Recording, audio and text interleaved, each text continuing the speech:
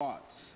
And of course, Ms. Watts will give us some additional information about her background, her education, and some of the things that were important in terms of leading her to the executive directorship of the Tennessee Human Rights Commission. And of course, Ms. Watts, let me welcome you to the show this morning. Thank you, Dr. Haney. It's my pleasure to be here with you. Very good. It's a pleasure to have you here with us, Ms. Watts. And as I indicated to the audience, what we'd like to do during this first segment is to get some information from you about your background, your education, and some of the things that were significant in terms of leading you to the executive directorship of the Tennessee Human Rights Commission, as well as some of the other things. And then we'll get into some of the issues during this, the latter part of that segment or the next segment. Well, that's good.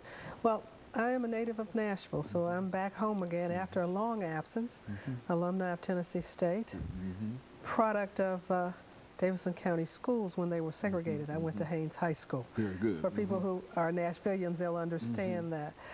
And I've been involved in this work now for more than 30 years. I started out of college teaching school. It was a good job, but it wasn't exactly what I wanted to do. And I did what my mother and father said. I got a good government job. So I went to work in this arena, doing civil rights work, school desegregation. Over the years, got involved in a number of things. Was the director of the Kentucky Human Rights Commission for 12 years. Left, went to Washington. Inside the Beltway is a different kind of an experience. So I started looking around for something else. And the job in Tennessee became available. So I thought it was time to come home and to do that. So we've been involved in this work. We've served as president of the International Association of Official Human Rights Agencies, work with human rights groups, both in the U.S. and in Canada, and in Hong Kong and other few places, Bermuda, Africa, the like.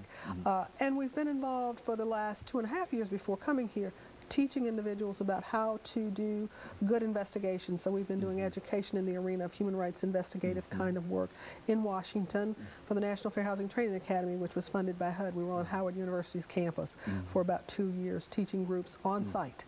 So that was an exciting experience and unique, and I think it gave me some more insight on what I need to do and how we can work better with the staff. We have 30 staff people who work in 4 offices across the state.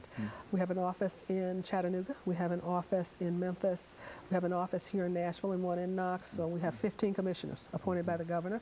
Our chairperson is Spencer Wiggins, who is located here in Nashville. And a lot of people know Mr. Wiggins. So I'm just so pleased to be here. We have a great staff. We have a great group of commissioners. And I think given my background in the many, many years, and it's 30 plus at this point that I've been